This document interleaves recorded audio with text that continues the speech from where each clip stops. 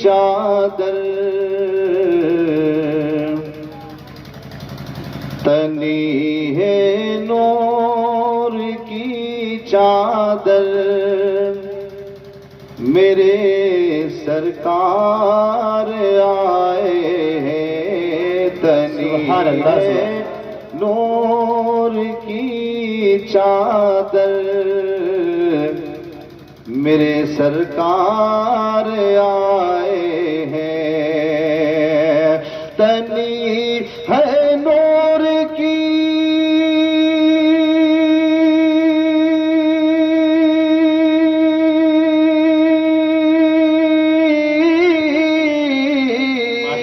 تنی ہے نور کی چادر میرے سرکار آئے ہیں مچی ہے دھوم مچی ہے دھوم سدرا مچی ہے دھوم سدرا پر میرے سرکار بلند آواز سے بولے نعرے رسالت مسلک اعلی حضرت جشن عید میلاد النبی سرزمین خیری گڑھ نعرے تکبیر نعرے رسالت ماشاءاللہ ماشاءاللہ بہت یہ لوگ نذرانہ نعت پڑھنے پر ہی دیتے ہیں تو اب نعت ہی پڑھ دوں میں ہے نہیں اس کا مطلب نعت کی بہت محبت سماعت کرتے ہیں تاکہ میرا بھی جاگنا وصول ہو جائے بہت عقیدت سے نعت سنتے ہیں یہ لوگ خیر نعت نہیں پڑھوں گا درود شریف پڑھی اللہ محمد صلی اللہ علیہ وسلم اللہ علیہ وسلم صلاۃ والسلام علیک یا رسول اللہ صلی اللہ تعالی علیہ وسلم آواز اس کی دب رہی ہے آپ کی تھوڑا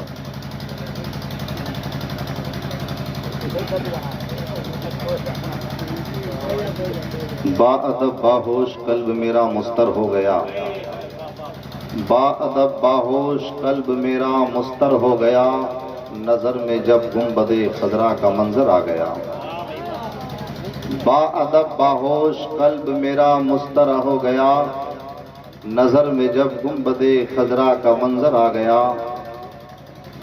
اب خطرے میں ہے مذہب اسلام کی تنظیم بڑا پرختم دور ہے بڑا پرختم دور ہے عقیدت سے میری باتوں کو اپنے دل کی تختی پر نوٹ کر لے جانا اب خطرے میں ہے مذہب اسلام کی تنظیم اللہ سے بچھڑے ہوئے بندوں کو ملا دو واہ اور جس چیز سے ثابت ہے محمد کی غلامی جس چیز سے ثابت ہے محمد کی غلامی لازم ہے مسلمانوں کو وہی درس وفا دو ماشاءاللہ ماشاءاللہ لازم ہے مسلمانوں کو وہی درس وفا دو 1400 سال پہلے مدینے کے تاجدار نے فرمایا تھا کہ ایک تاریخ ایک دن ایسا آئے گا کہ پورے زمین پر لا الہ الا اللہ محمد رسول اللہ کی صدائیں ہوں گی انشاءاللہ جلد اسلامی حکومت آئے گی انشاءاللہ جلد اسلامی حکومت آئے گی بول بالا ہر طرف اسلام کا ہو جائے گا بول بالا ہر طرف اسلام کا ہو جائے گا اور شعلہ بھی تیرے ہاتھ میں گلزار بنے گا شعلہ بھی تیرے ہاتھ میں گلزار بنے گا جس روز سے تو محمد کا وفادار بنے گا جس روز سے تو محمد کا وفادار بنے گا اور عاشق رسول نے کہا ہے صحابہ وہ صحابہ جن کی ہر صبح عید ہوتی تھی صحابہ وہ صحابہ جن کی ہر صبح عید ہوتی تھی نبی کا ذکر کرتے تھے نبی کی دید ہوتی تھی نبی کا ذکر کرتے تھے نبی کی دید ہوتی تھی برادران ملت اسلامیہ آپ لوگ عقیدت سے ادب سے بیٹھ کر کے ہماری طرف توجہ فرما کر کے ہماری کچھ گفتگو سماعت فرما لیں تاکہ کچھ دین کی باتیں اگر آپ تک پہنچ گئیں تو کل قیامت کے دن اللہ ہمارے بھی گناہوں کو بخش دے گا میں نے اللہ رب العزت کی مقدس کلام کی تلاوت کرنے کا شرف حاصل کیا۔ اللہ تعالیٰ اپنے مقدس کلام میں ارشاد فرماتا ہے، یا ایھا الذین آمنوا اتقوا اللہ وکونوا مع الصادقین، اے ایمان والو اللہ سے ڈرو اور سچوں کے ساتھ ہو جاؤ۔ اے ایمان والو اللہ سے ڈرو اور سچوں کے ساتھ ہو جاؤ۔ یہ اللہ کا فرمان ہے، خالق کائنات کا فرمان ہے۔ بڑا نازک وقت ہے، بڑا پرفتن دور ہے۔ اس نازک سے دور میں جس نے اپنے ایمان کی حفاظت کر لیا، سمجھ لیجئے اس نے اسلام کے لیے بہت بڑا جہاد کیا۔ میرے نبی نے فرمایا تھا 1400 صدیاں گزر گئی ہیں، اللہ کے نبی نے فرمایا تھا ایک زمانہ ایسا آنے والا ہے کہ اسلام پر چلنا لوگوں کو اتنا مشکل ہوگا جیسے ہاتھ میں انگارہ لینا مشکل ہے۔ قبرستان جا کر کے لوگ کہیں گے، اللہ کاش میں اس قبر میں ہوتا تو مجھے سکون ملتا، مگر اس دنیا میں مجھے سکون نہیں مل رہا۔ پوری دنیا کے اندر آج سے نہیں، تاریخ اٹھا کے دیکھ لیجئے، چاہے ابو بکر صدیق رضی اللہ تعالیٰ عنہ کے دور خلافت کا زمانہ ہے، چاہے امیر المومنین عمر فاروق اعظم کے دور خلافت کا زمانہ ہو، چاہے عثمان غنی کے دور خلافت کا زمانہ ہو، چاہے حیدر کرار کی دور خلافت کا زمانہ ہو، چاہے تبع تابعین ائمہ مجتہدین کے دور خلافت کا، ان کے زمانے ان کے دور کا وقت ہو، ہر دور میں اسلام کو مٹانے کی طاقتیں سازشیں کھیلی گئیں، مگر اسلام کل بھی زندہ تھا، اسلام آج بھی زندہ ہے، اسلام صبح و قیامت تک زندہ رہے گا۔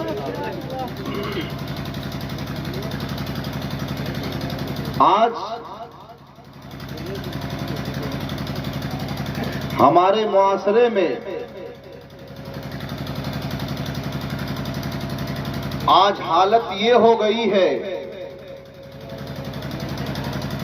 کہ جو ہمیں پیغام دیا جا رہا ہے، جو ہمیں حکم ہمارے لیے نافذ ہوا ہے، ہمارے سارے کام اس کے خلاف ہوتے جا رہے ہیں۔ اور آنے والا وقت جو آ رہا ہے، نہ تم توپ سے جیت پاؤ گے، نہ تم تلوار سے جیت پاؤ گے۔ جس کی اولاد کے ہاتھ میں قلم ہوگی وہی فتح یابی کا جھنڈا لہرائے گا۔ یہ مدرسے ہماری ریڑھ کی ہڈیاں ہیں، یہ مدرسے نہیں تو مسجدیں آباد کون کرے گا؟ مسجد کے ممبر پر خطبہ کون پڑھے گا؟ مسجد کے ممبر پر واعظ و بیان کون کرے گا؟ میرے ملت کے نوجوانوں، 100 سال تک یہودیوں نے کوشش کیا تھا کہ قوم مسلم کو ننگا کر دیا جائے، مگر 100 سال تک ان کی یہ کوشش کامیاب نہیں ہو پائی تھی۔ چند دنوں میں اس موبائل کے ڈبے نے ہماری قوم کو ننگا کر دیا ہے۔ 100 سال تک یہودیوں نے کوشش کیا تھا کہ قوم مسلم کو ننگا کر دیا جائے، مگر ان کی کوشش کامیاب نہ ہوئی تھی۔ چند دنوں میں اس موبائل کے ڈبے نے ہماری قوم کو ننگا کر دیا ہے۔ سوچو اور میری بات کو اپنے دل کی تختی پر نوٹ کر لینا اور خیال کر لینا کہ خیری گڑھ جامع مسجد کے صحن میں سامنے ایک عظیم الشان پروگرام رچایا گیا تھا، اس میں ہمیں یہ پیغام ملا ہے، ہمیں یہ درس ملا ہے۔ اپنی زندگی کو عشق مصطفیٰ میں گزار دیجئے اور اپنی زندگی کو اسلام پر چلنے والوں کی تاریخ کو پڑھ کر کے آج اپنی زندگی کو ان کی زندگی سے وابستہ کر لیجئے۔ حضرات، آج اگر تم دامن رسول نہیں تھامو گے تو آنے والا دن بڑا بھیانک دن آ رہا ہے۔ اسلام شانتی کا پیغام دیتا ہے، امن کا پیغام دیتا ہے، اسلام کا یہ پیغام ہے تمہارے پڑوس میں گرچہ ہندو کا گھر ہے، تو اسلام کا پیغام یہی ہے کہ شام کو ضرور پوچھ لو کہ تمہارے بچوں نے کھانا کھایا یا نہیں کھایا۔ اسلام یہ کہتا ہے کہ تمہارے پڑوس میں رہنے والا کوئی بھی ہو، کسی قوم کسی برادری سے تعلق رکھتا ہو، ضرورت ہے کہ اس کو پوچھ لینا چاہیے۔ یہ اسلام کا پیغام ہے۔ برادران ملت اسلامیہ، مذہب اسلام کل بھی نہ مٹا تھا، نہ مذہب اسلام آج مٹا ہے۔ آپ اپنی زندگی کو عشق مصطفیٰ میں گزار دیجئے، قسم خدا کی تم یہاں بھی کامیاب ہو جاؤ گے، اور قیامت کے دن بھی جو ہے اللہ تبارک و تعالیٰ تمام انعامات سے نوازے گا۔ پروردگار عالم کا لاکھ لاکھ شکر، اس کا احسان عظیم ہے کہ اللہ تعالیٰ نے ہم اور آپ کو اپنے تمام جو ہے کائنات کے لیے اللہ نے ہمارے نبی کو رحمت بنا کر بھیجا ہے۔ آج دنیا اسلام کی تعریف پڑھتی ہے تو آج دنیا کہتی ہے کیا اسلام یہی ہے کہ جو شراب پینے والے مسلمان کو کوئی دیکھے تو کہے یہی اسلام ہے؟ کوئی جوا کھیلنے والے مسلمان کو دیکھے تو زمانہ کہتا ہے کیا یہی اسلام ہے؟ کہیں جو ہے کسی کو شراب کے اڈوں پر مسلمان کو جو ہے دیکھے تو زمانہ کہتا ہے کیا یہی اسلام ہے؟ کوئی جو ہے کسی کا مال لوٹ کر کے خرچ کر جو ہے لوٹ لیتا ہے، زمانہ کہتا ہے کیا یہی اسلام ہے؟ کوئی کسی کے اوپر ظلم کر دیتا ہے تو کہتا ہے کیا یہی اسلام ہے؟ جب کوئی جو ہے کسی مسلمان کو کسی کے اوپر جو ہے کسی کا مال لوٹتے ہوئے، زنا کرتے ہوئے، شراب کے اڈوں کو آباد کرتے ہوئے دیکھتا ہے تو زمانے کے لوگ کہتے ہیں کیا یہی اسلام ہے؟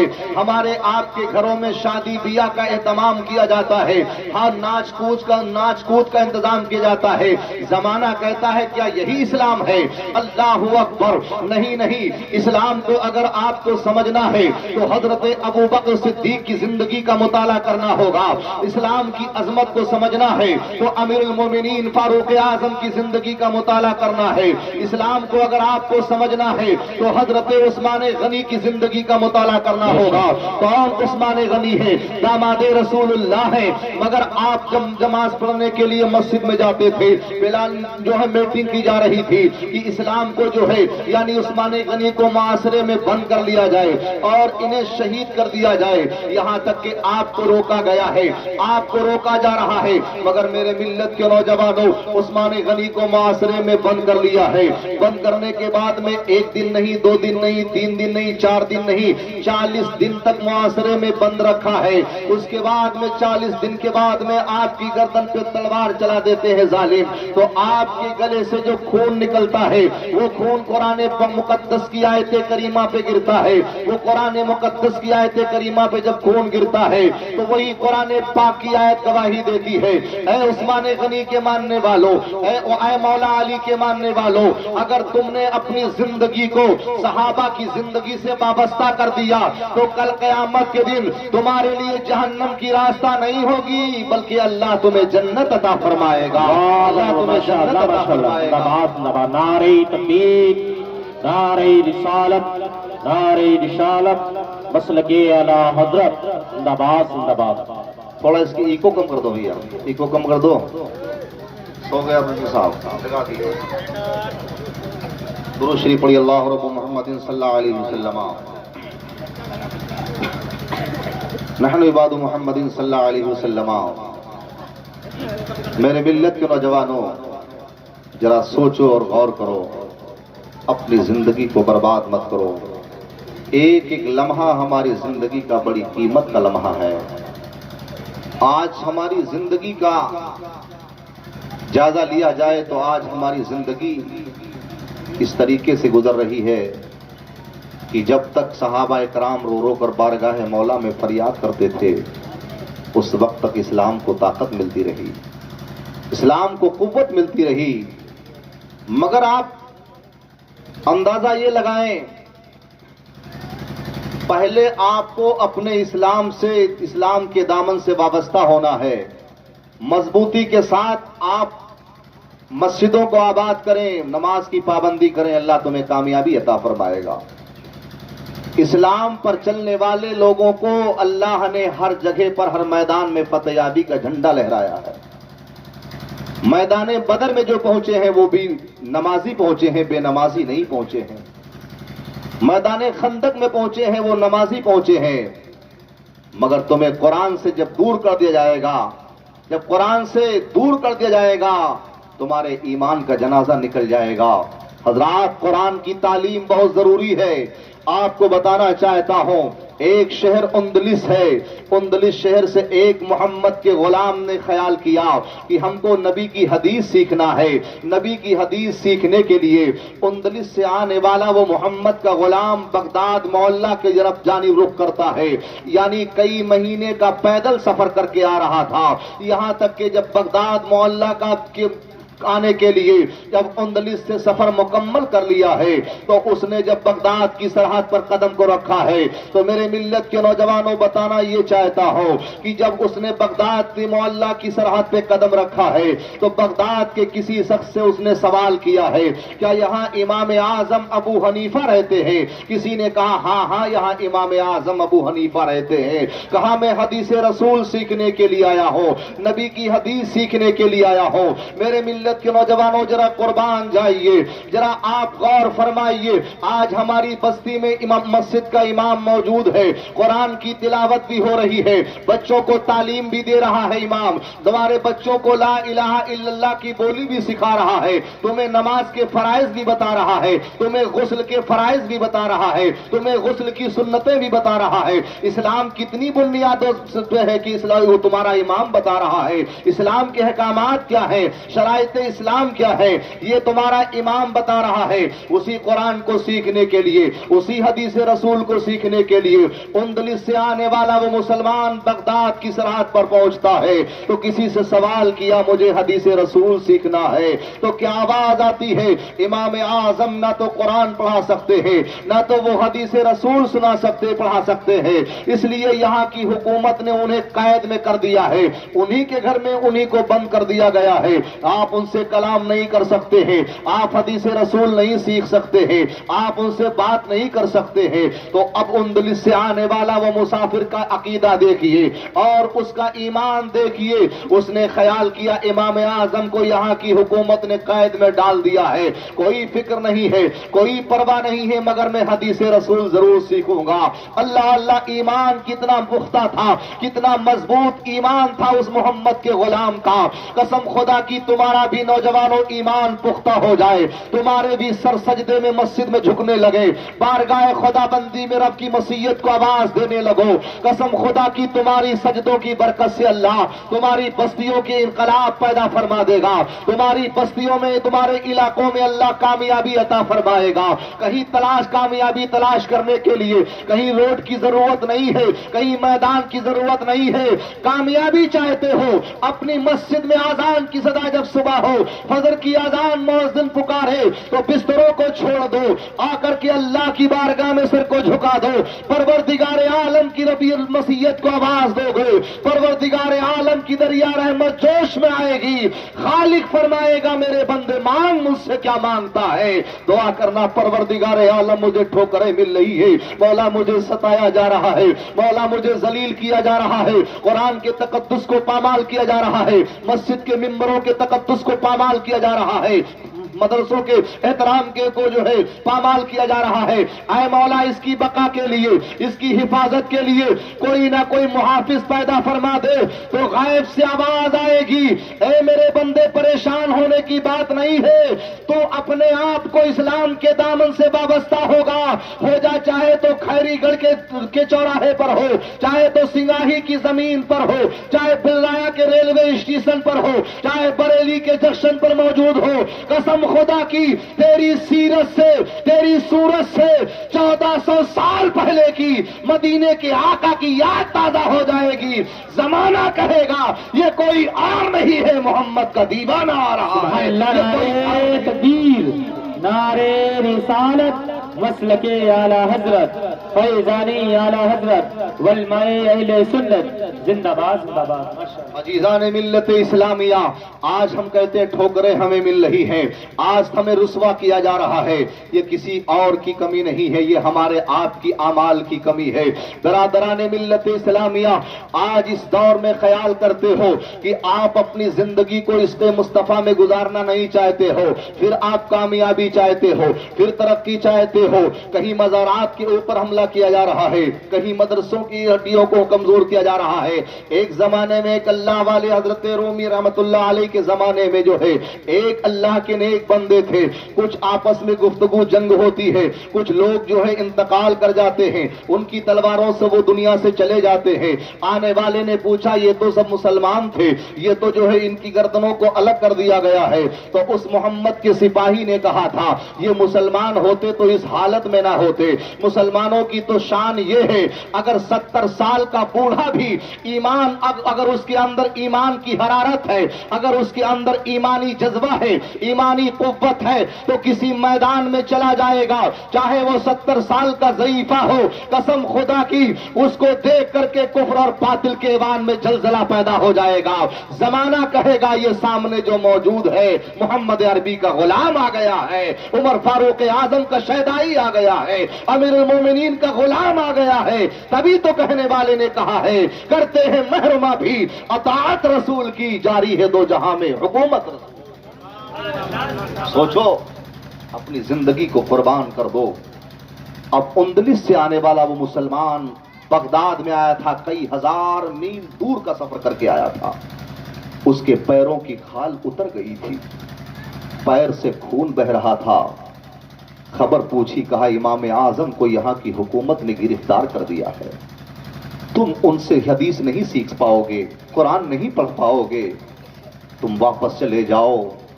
ایمان اتنا مضبوط تھا اس محمد کے غلام کا، کہا اندلس سے آیا ہوں، لمبا سفر کر کے آیا ہوں، حدیث رسول سیکھ کے جاؤں گا۔ کہا کیسے سیکھو گے؟ ان کے گھر میں ان کو قید کر دیا گیا، یہاں کی حکومت نے نہ ملنے دے رہی نہ بات کرنے دے رہی، تو ان سے قرآن کیسے سیکھ سکتے ہیں، حدیث کیسے سیکھ سکتے ہیں؟ مسلمانوں، میری بات کو اپنے دل کی تختی پر نوٹ کر لینا، آپ کی خیر خواہی کے لیے میں بتا رہا ہوں۔ اب اس اندلس سے آنے والا مسافر بڑا امیر تھا، کئی مسکین، کئی غریب اس کے مکان پر اندلس شہر میں کھانا کھا کر کے اپنا پیٹ پالتے تھے۔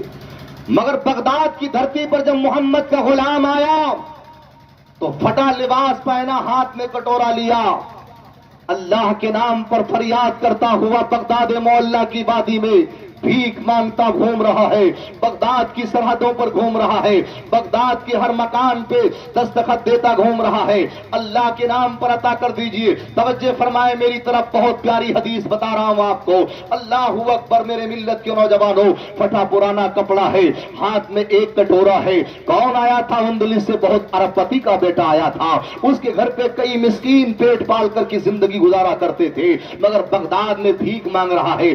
آج تمہیں ٹائم ملتا ہے تم چوراہوں پہ بیٹھتے ہو، آج تمہیں وقت ملتا ہے ہوٹلوں پہ گپ شراکی کرتے ہو، آج تمہیں ٹائم ملتا ہے کسی کی بغاوت کرتے ہو۔ اللہ اکبر، خیال کرو، مگر اس محمد کے غلام کو جب وقت ملتا ہے تو اندلس سے بغداد میں آیا ہے، اور آنے کے بعد میں میرے ملت کے نوجوانوں حدیث رسول سیکھنے کے لیے کٹورا لیا، بغداد معلیٰ کی زمین پر گھوم رہا ہے۔ گھومنے کے بعد میں کیا دیکھتا ہے کہ کہاں امام اعظم کا مکان کون ہے، کہاں سامنے موجود ہے، امام اعظم کو انہی کے گھر میں قید کر دیا گیا ہے۔ جب کٹورا لے کر کے سامنے پہنچ جاتے ہیں، کہ اللہ کے نام پر کچھ عطا کر دیجئے، میں اندلس سے آیا ہوں، بہت پیدل سفر کر کے آیا ہوں، بہت پریشان ہوں۔ اندر سے آواز آتی ہے کہ میں یہاں کی حکومت مجھ سے بات نہیں کرنے دے گی۔ اندلس سے آنے والا جو ہے وہ مسافر کہتا ہے کہ آپ مجھ سے ملاقات کر لیں، اللہ کے نام پر کچھ عطا کر دیجئے۔ امام اعظم نے کچھ سکے ہاتھ میں لیے اور لینے کے بعد میں دروازے پر آئے، آنے کے بعد میں سکہ وہی اندلس سے آنے والے مسافر کے کٹورے میں ڈالنا چاہا، تو وہی اندلس کا مسافر کہتا ہے امام اعظم کیا آپ ہی امام اعظم ابو حنیفہ ہیں؟ کہا ہاں میں ہی امام اعظم ابو حنیفہ ہیں۔ چہرے پہ داڑھی چمک رہی تھی، نورانی چہرہ تھا۔ کہا میں بھکاری نہیں ہوں، میں حدیث رسول سیکھنے آیا ہوں، نبی کی حدیث سیکھنے آیا ہوں۔ اللہ اللہ میرے ملت کے نوجوانوں، میرے آقا نبی کونین صلی اللہ علیہ وسلم کا دین مفت میں نہیں آیا ہے۔ اب جب جو ہے امام امام اعظم سے اتنی بات کہتا میں بھکاری نہیں ہوں. کہا کون فریاد لے کر آئے ہو, کون سی بھیک مانگنے کے لیے آئے ہو؟ کہا میں حدیث رسول سیکھنے آیا ہوں. انہوں نے جواب دیا کہ یہاں کی حکومت مجھ پر پابندی لگا دیا ہے, آیت کر دیا نہ میں کسی سے بات کر سکتا ہوں, نہ کسی سے کلام کر سکتا ہوں, نہ کسی کو قرآن پڑھا سکتا ہوں. امام اعظم سے اندلسا کا مسافر کہتا ہے ہر روز آپ کے مکان پر ہم بھیک مانگنے کے لیے آئیں گے, ہر روز آپ مجھے سکہ نہ دیتے ہوئے آپ ایک حدیث ضرور مجھے سنا دینا. اللہ اللہ, جب ذرا جو ہے سوچو, یہاں تک کہ کئی عرصہ گزر گیا, یعنی جو ہے جب آپ کو کئی ہزار تاریخ بتاتی ہے کہ جو ہے تاریخ میں ہے کہ 7001 میں آیا ہے 12,000 حدیث ہیں. ہر روز اندلس سے آنے والا مسافر امام اعظم سے سیکھ کر کے اپنے سینے میں بسا لیا ہے. جب بسا لیا ہے تو بغداد معلیٰ کے ہر کونوں پر بیٹھ کر کے قرآن کی تلاوت بھی کر رہا ہے اور لوگوں کو حدیث رسول بھی سنا رہا ہے, لوگوں کو قرآن کا پیغام بھی لوگوں تک پہنچا رہا ہے, صحابہ کی زندگی بھی بیان کر رہا ہے, ائمہ مجتہدین کی زندگی بیان کرتا ہے. ظالم حکومت کے اندر خلبلی مچ جاتی ہے, آخر حدیث پڑھانے والا تو قید کی سلاخوں میں ہے, یہ کون آ گیا ہے بغداد کی زمین پر؟ تو آپ اللہ اکبر پوچھا گیا تو بتایا گیا جو ہے جس قرآن کے تقدس کو تم پامال کرنا چاہتے تھے, جس مذہب کو تم جو ہے ایک قید کی سلاخوں میں ڈال دینا چاہتے تھے, یہ مذہب کوئی ایسا ویسا دین نہیں ہے, اس کی ذمہ داری اللہ کے اختیار میں ہے.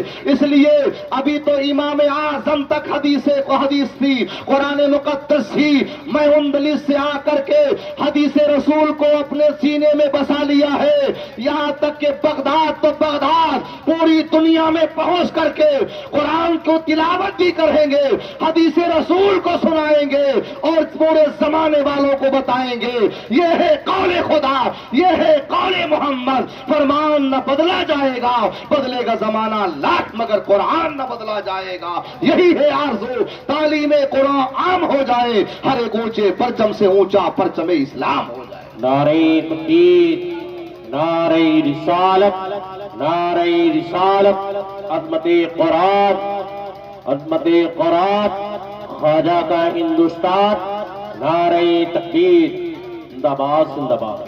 ابھی تو کہنے والے عاشق نے کہا ہے کہ کتنا برتر و بالا ہے پائے نبی, کتنا برتر و بالا ہے پائے نبی, چومتے ہیں ادب سے جو روح الامین. ماشاءاللہ ماشاءاللہ. کتنا برتر و بالا ہے پائے نبی, چومتے ہیں ادب سے جو روح الامین. جن کی نالین کو چوم عرش بری, ان کا طلبہ کوئی کیا سمجھ پائے گا, جن کی نالین کو چوم عرش بری, ان کا طلبہ کوئی کیا سمجھ پائے گا. ماشاءاللہ ماشاءاللہ, بہت اچھے, زندہ باد زندہ باد. یہ کونین صلی اللہ علیہ وسلم کی زندگی پر غور کرو کہ ہمیں جس طریقے سے اسلام نے ہمیں, میرے آقا نے پیغام دیا ہے, ہمیں اس زندگی سے وابستہ آقا کے فرمان پر عمل کر لینا چاہیے. کیونکہ حضرات آج ہمارے اعمال اتنے بدتر ہیں کہ ہم خدا کی دی ہوئی نعمت کے کھانے کے قابل نہیں ہیں کہ ان کی نعمت, خدا کی دی ہوئی نعمت کو پا کر کے کھا سکیں, کیونکہ ہمارے اعمال اتنے اچھے نہیں ہیں. آج ہمارے لباس, آج ہمارے طریقے, آج ہمارے شادی بیاہ کے رسم و رواج سب اسلام کے خلاف ہوتے جا رہے ہیں. میرے ملت کے نوجوانوں, میرے دین اسلامی بھائیوں, اپنے آپ کو بدلو, سوچو, خیال کرو, اپنی زندگی کو برباد مت کرو, عشق مصطفیٰ میں گزارو.